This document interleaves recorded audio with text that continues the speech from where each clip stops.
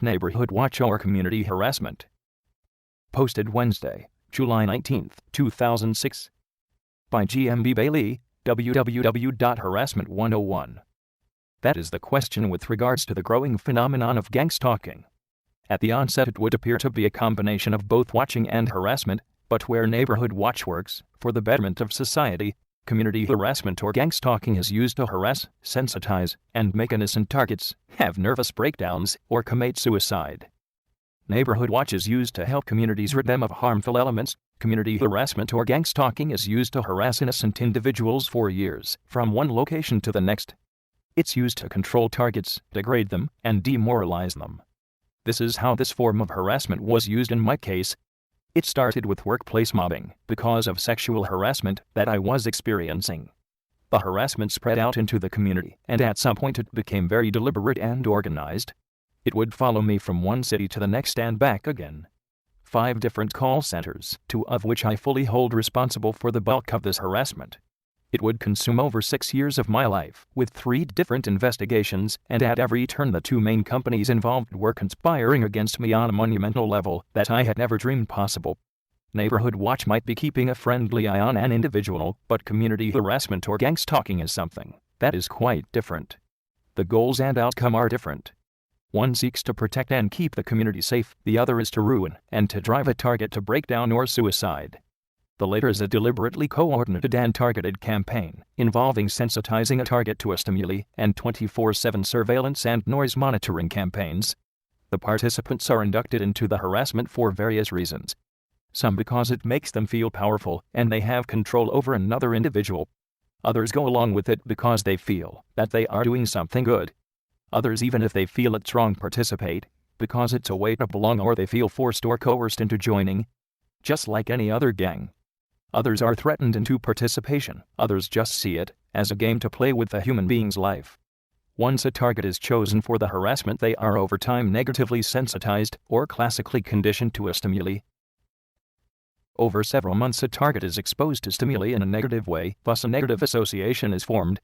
Call someone a derogatory name, and then click your pen loudly each time you say it. Get your friends to join in. After a month or two, the pen clicking is the same as the derogatory name you used as the stimuli. Other stimuli include, but are not limited to, keys jangling, colors, stripes, coughing, sneezing, overt physical actions. After the target is sensitized to the stimuli, then foot soldiers, community citizens, find out everything about the target. They find out where they live, work, play, what they eat, and buy at stores. They learn their full routines. This is done because they want the harassment to follow the target everywhere they go.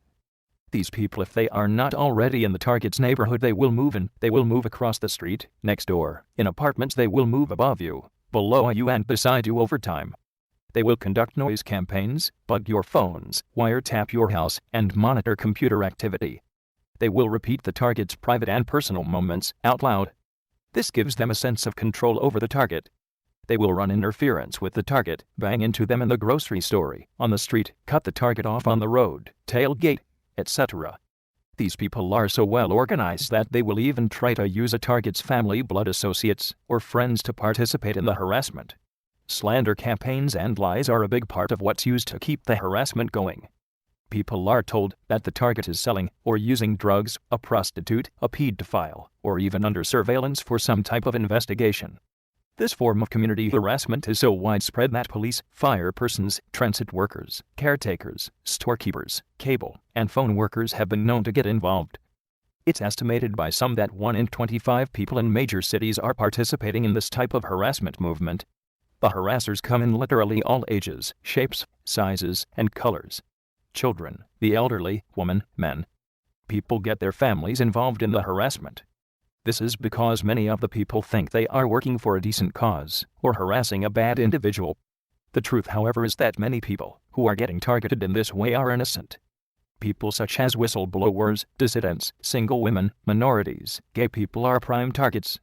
However, this harassment can and does happen to anyone. The goal of this type of harassment is not to patrol the neighborhood or keep it safe, which is the goal of neighborhood watch. The goal of this type of harassment is to demoralize the target, make them paranoid. It's to take away their privacy and power.